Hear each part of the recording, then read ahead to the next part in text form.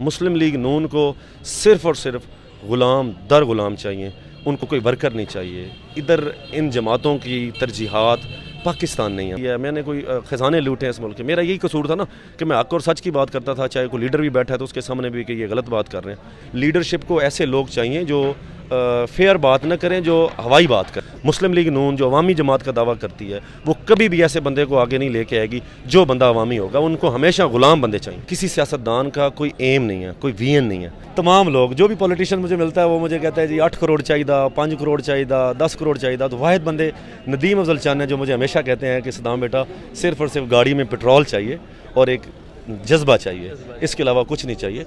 Surprise सिर्फ़ और सिर्फ इन सियासतदानों के लिए, अवाम के लिए सरप्राइज़ नहीं है। अवाम के लिए तो हम जंग लड़ रहे हैं और इंशाल्लाह हमेशा लड़ते रहेंगे। एक बंदा 3 दफ़ा प्राइम मिनिस्टर रहने के बाद भी दुनिया में जलील रसवा हुआ, दुनिया में जलील रसवा। ऐसे पैसे को, ऐसी पॉपुलैरिटी को खाक में डालना है। कल बंदे की जान चली जाए, अभी रास्ते में जाना है, दूसरा सांस आना या नहीं आना, सुरखुरू होकर जाना चाहिए।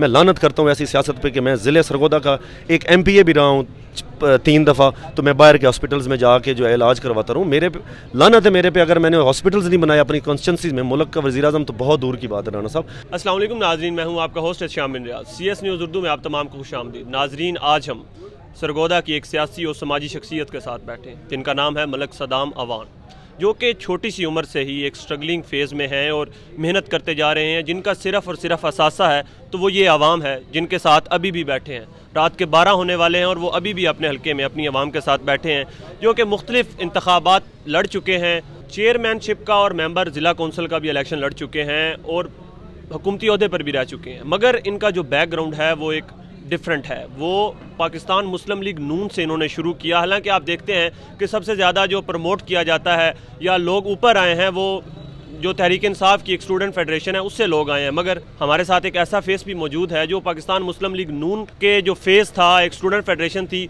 उसमें पॉलिश हुए हैं और इन्होंने मेहनत की है। उसके बाद इनके साथ क्या हुआ है, पाकिस्तान मुस्लिम लीग नून ने क्या किया, इन्हीं से पूछते हैं। बिस्मिल्लाहिर्रहमानिर्रहीम। देखें एहतिशाम भाई, बहुत शुक्रिया आप तशरीफ़ लाए। और उसके बाद मैं जब 9th क्लास का स्टूडेंट था तो मैंने मुस्लिम लीग नून क्योंकि हमारा एक फैमिली सिस्टम होता था, एक अटैचमेंट थी। वालिद साहब मरहूम जो थे वो मुस्लिम लीग नून के साथ अटैच थे, तो मुझे भी क्योंकि उस टाइम हमारी एज ऐसी थी कि हमें फ़ैसला करना हमारे लिए मुश्किल था। खैर मैंने मुस्लिम लीग नून को जो है ना वो स्टार्ट किया 2009 की गलबन ये बात है। 2013 में जो है वो मैं मुस्लिम स्टूडेंट फेडरेशन का डिस्ट्रिक्ट प्रेसिडेंट रहा। 2016 में जब लोकल बॉडीज़ का इलेक्शन आया तो मैंने पार्टी से डिमांड की कि मेरा राइट बनता है। मैंने स्टूडेंट पॉलिटिक्स को चलाया, स्टूडेंट विंग को चलाया, जो कि मेरे अलावा किसी नौजवान ने नहीं चलाया।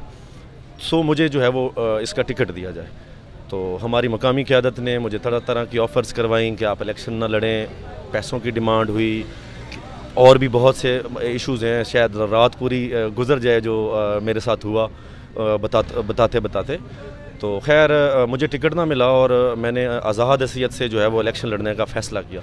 क्योंकि जो मेरा पहला इलेक्शन था मेंबर डिस्ट्रिक्ट कौंसिल का, वो बहुत डिफ़िकल्ट इलेक्शन था।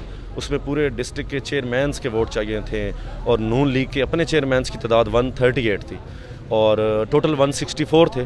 तो मैंने आज़ाद हैसियत से जो पार्टिसिपेट किया और अल्हम्दुलिल्लाह सुम्मा अल्हम्दुलिल्लाह मैंने 96 वोट लेके मुस्लिम लीग नून को सरगोदा में जो है वो तारीखी शिकस्त दी। और उसके बाद मैंने आज़ाद हैसियत से जो है वो इलेक्शन विन किया। और उसके बाद जब मैंने इलेक्शन विन किया उसके बाद मेरे मुखालफीन की जो तादाद है उसमें इतना ज़्यादा इजाफ़ा हुआ कि जिसकी कोई इंतहा नहीं है। एक नौजवान शायद इतना बोझ ना बर्दाश्त कर सके जो मैंने किया, मैंने फ़ेस किया। मेरी मुखालफत क्यों थी, वो ये वजह थी कि ये बच्चा हो कि ये इतना जल्दी क्यों ये ऊपर आ रहा है। हालांकि ये चीज़ें इंसान के बस में नहीं होती, ये गॉड गिफ्टेड होती हैं। राम भाई, आपकी जो फैमिली में कोई पॉलिटिशियंस थे जो आप इतना ग्रो कर गए एक इतने थोड़े से अरसे में, जो इतना पेन हो रहा था इन लोगों को, आपके कोई पहले पॉलिटिशियंस रह चुके थे फैमिली में? देखें, मेरे पैदा होने से पहले हमारी एक हिस्ट्री थी जो स्टांस था इस मुल्की लेवल पे। क्योंकि मेरे जो चाचू थे उन्होंने 1960 में जो है वो मास्टर्स इन फ़िलासफ़ी किया था और वो भुट्टो साहब के बहुत अच्छे दोस्त थे। तो वो अनफॉर्चुनेटली ज़िया उल हक के दौर में जो है वो उनको साइड लाइन कर दिया गया। तो मैंने जब होश संभाला तो मैंने सिवाय फैमिलीज़ की जो थी कि एक डायरेक्शन थी जो मेरे चाचू ने जो हमारी फैमिली से जो आगे लेके चलने की जिन्होंने कोशिश की और वो मैंने सुनी, तो मेरे अंदर जो है वो एक आहिस्ता आहिस्ता जो है वो जज्बा बिल्ट होता गया। ये चीज़ें खून पे डिपेंड करती हैं, आपकी नस्ल में चीज़ें पाई जाती हैं, ये चीज़ें बनाई नहीं जाती राना साहब, ये चीज़ें गॉड गिफ्टेड होती हैं। और मैंने अपनी होश में अपने ख़ानदान में कोई पॉलिटिशियन नहीं देखा और मैंने अकेले जो है ये सारा सफ़र किया और इस अकेले पूरे डिस्ट्रिक्ट काउंसिल डिस्ट्रिक्ट लेवल पे मैंने अकेले अल्हम्दुलिल्लाह पॉलिटिक्स की। आपके सामने ये शेख रशीद साहब हैं, हमारे वज़ीर दाखिला, ये बात करते हैं कि मैं सबसे पहले काउंसलर का इलेक्शन लड़ा, 26 साल की उम्र में मैं काउंसलर बना। तो अल्हम्दुलिल्लाह मेरी पाकिस्तान में ये हिस्ट्री है कि मैं वाहिद एक नौजवान हूँ जो 21 साल की उम्र में डिस्ट्रिक्ट काउंसिल का मेंबर बनूँ, कि डिस्ट्रिक्ट असम्बली का मेंबर बनूँ। ये मेरे लिए बहुत ऑनर की बात है। इस टाइम मौजूदा प्राइम मिनिस्टर लेवल तक कोई भी ऐसा बंदा नहीं है जो 21 साल की उम्र में किसी असम्बली का मेंबर बना। जी, तो नाज़रीन, आपने जाना कि भाई एक छोटी सी उम्र में एक बहुत ऐसे ओहदे पे मौजूद रहे हैं जो कि पाकिस्तान में पहले किसी के पास नहीं था। अब आपसे पूछते हैं कि जो मुस्लिम लीग नून है उसने जो आपके साथ किया वही अपनी आला क़यादत के साथ किया। आपने 12 साल दिए मुस्लिम लीग नून को, चौधरी निसार ने 35 साल दिए। इसके बारे में आपका क्या कहना है? देखें, इस मुल्क में हक़ की बात करने वाला, ग्राउंड की बात करने वाला और खुशामद से हट के जो भी बंदा बात करता है, वो चाहे चौधरी निसार हो, मैं हूँ, कोई भी हो, उस बंदे की हो इन सियासी जमातों में ये किसी को बोलने नहीं देते, स्पेशली मुस्लिम लीग नून।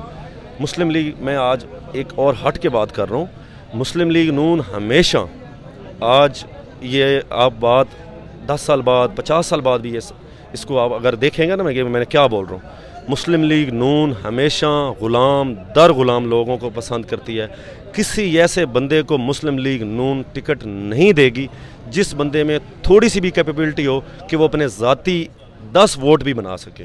मुस्लिम लीग नून को सिर्फ़ और सिर्फ ग़ुलाम दर ग़ुलाम चाहिए, उनको कोई वर्कर नहीं चाहिए। इधर इन जमातों की तरजीहात पाकिस्तान नहीं है, माजरत के साथ राना साहब, पाकिस्तान अगर इनकी तरजीहात होती तो अवामी बंदे जिसकी जो कैपेबिलिटी थी उसको वो फिट किया जाता। मेरी क्या मुखालफत थी? मैंने कोई करप्शन की है, मैंने कोई ख़जाने लूटे हैं इस मुल्क के? मेरा यही कसूर था ना कि मैं हक़ और सच की बात करता था, चाहे कोई लीडर भी बैठा है तो उसके सामने भी कि ये गलत बात कर रहे हैं या ये ठीक बात कर रहे हैं। मैं आपको छोटी सी मिसाल दूँ, जब मियाँ साहब नायल हुए और GT रोड से जो रैली की शक्ल में वो आए, मैं एक पार्टी की मीटिंग में, मुझे भी बुलाया गया, मैं वहाँ पे गया तो एक शख्स वहाँ पे कहता है कि जी मैं 1 लाख बंदा लाऊंगा। मरियम साहिबा के सामने जो है वो कहता है कि मैं 1 लाख बंदा लाऊंगा। तो मैंने उसकी तरफ देखा, मुझे पता है कि 1 लाख बंदा इकट्ठा करना कितना मुश्किल काम होता है और एक स्टूडेंट के लिए कितना मुश्किल काम होता है। तो मैंने उसको क्वेश्चन कर दिया, मैंने कहा जी आप कहाँ से 1 लाख बंदा लाएंगे? तो उसने वो पकड़ा ऐसे गया कि उसने कहा जी सरगोदा से 20,000 बंदा। तो मैंने कहा सरगोदा, मैं खुद सरगोदा का रहायशी हूँ, आप 1000 बंदे की भी बात करें मेरे मानने में नहीं आ गई, कौन बंदा 20,000 बंदा लेके आएगा? उसने बोला जी फ़लाँ बंदा जो है ना उसकी क़यादत में जो है वो रैली आ रही है। मैंने कहा वो खुद PTI से है, उसने क्या रैली लानी है? तो इस तरह के लोग, लीडरशिप को ऐसे लोग चाहिए जो फेयर बात ना करें, जो हवाई बात करें। ऐसे लोगों की कोई जगह नहीं है। मैं नौजवानों से स्पेशली, मैं रोज़ यही नौजवानों को बताता हूँ, मैं लोगों को यही बताता हूँ कि इस पार्टी में, मुस्लिम लीग नून में स्पेशली, मुस्लिम लीग नून जो अवामी जमात का दावा करती है, वो कभी भी ऐसे बंदे को आगे नहीं लेके आएगी जो बंदा अवामी होगा। उनको हमेशा ग़ुलाम बंदे चाहिए। जी, तो नाज़रीन, आपने देखा कि जो मुस्लिम लीग नून का नज़रिया है वो है ग़ुलाम दर ग़ुलाम का।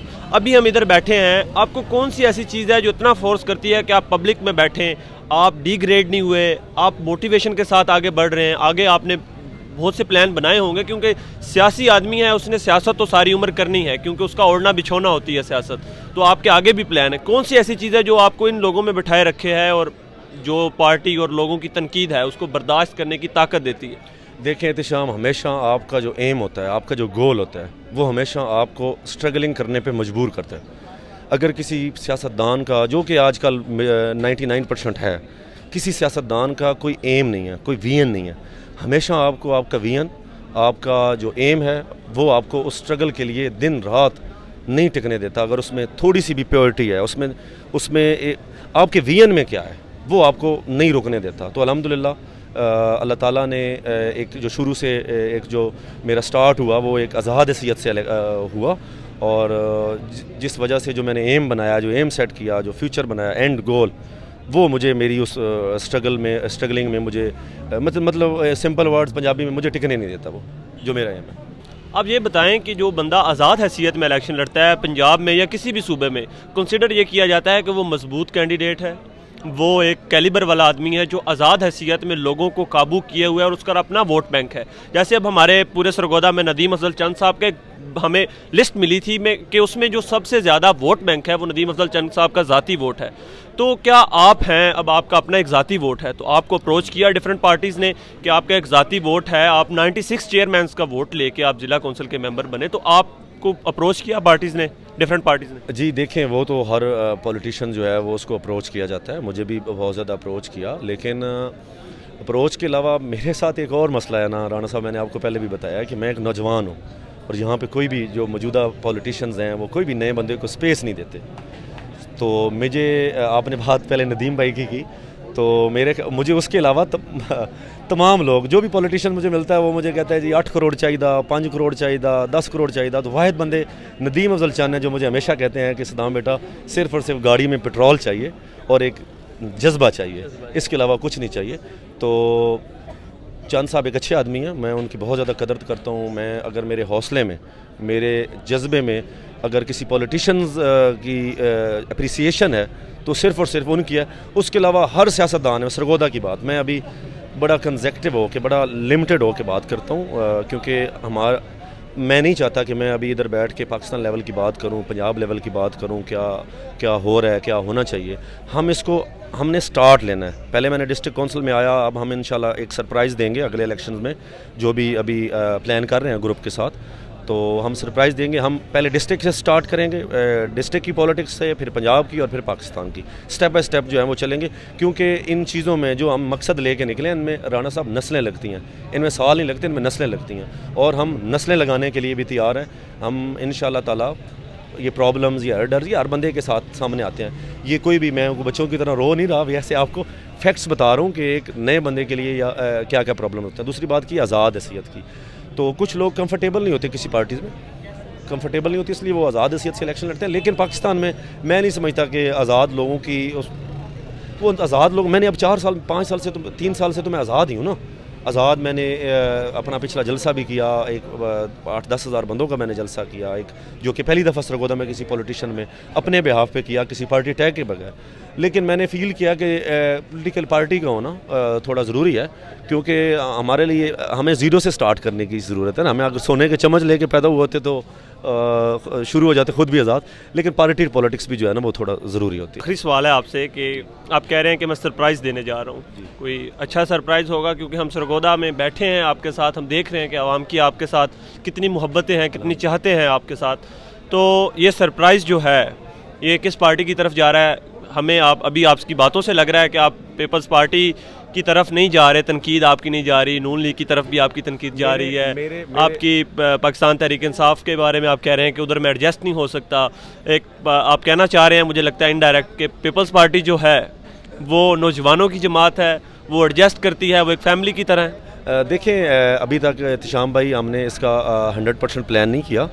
जहाँ पे भी हमारे अल्फाज की कदर होगी, जहाँ पे भी अवामी तर्जमानी हमें करने का 100% मौका मिलेगा, वहाँ पे हम इंशाल्लाह ज़रूर उस पार्टी को ज्वाइन करेंगे और ज़रूर करेंगे, वेरी सून करेंगे इस पार्टी को ज्वाइन। अभी हम इस पे जो है ना वो मैं मुशावरत कर रहा हूँ अपने दोस्तों के साथ, लोगों के साथ, अपने जो मेरी एक टीम है।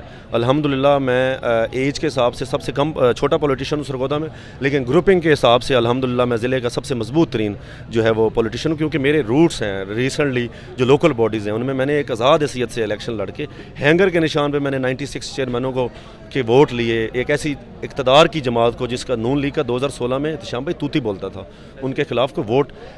इस पे आपको अलग प्रोग्राम करना पड़ेगा कि मुझे उस इलेक्शन में क्या क्या प्रॉब्लम फेस करने पड़े मुस्लिम लीग नून की तरफ से, जिस पार्टी में मैंने जवानी दी अपनी। ज़रूर इंशाल्लाह करेंगे। बहुत मुश्किल होता है राना साहब, 10th क्लास में, स्टूडेंट लाइफ में, यूनिवर्सिटी लाइफ में आप किसी पार्टी के लिए इतना टाइम दें। मैंने 24 घंटे पॉलिटिक्स की, मेरे ख़ानदान में किसी के बाल नहीं गए, मेरे इस अवाम की वजह से या सियासत की वजह से बाल मेरे सर के चले गए, जो मुझे हमेशा फ़ील होता है और मुझे प्राउड होता है कि ये जो है वो मेरी अवाम के लिए और मैं लोगों के लिए मेहनत करता हूँ। मेरी कामयाबी की वजह भी सिर्फ गरीब लोगों की दुआएं हैं, और मैं कोई आसमान से थोड़ी उतरा हुआ हूँ कि मैं इस छोटी सी उम्र में जो है वो इतनी इस लेवल की पॉपुलैरिटी अल्हम्दुलिल्लाह मैं अल्लाह ताला का जितना शुक्र अदा करूँ वो बहुत कम है। दूसरी बात आपने सरप्राइज़ वाली की, तो कोई भी सरप्राइज़ ऐसा नहीं होगा जो मेरी ज़ात तक रिलेटेड होगा।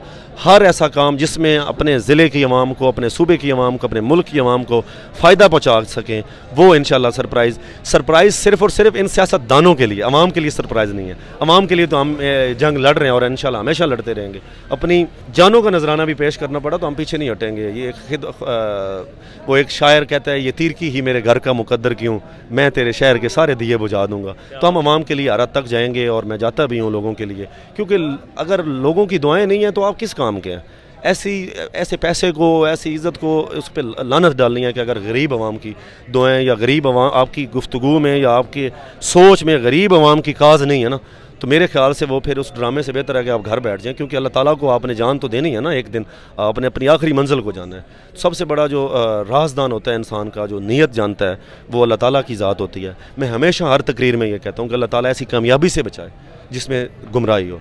हमेशा अल्लाह ताला अगर ऐसी कामयाबी दे तो उसमें खैर और बरकत और ऐसी हमें हिम्मत दे कि हम उस तवक्कुआत पे पूरा उतर सकें।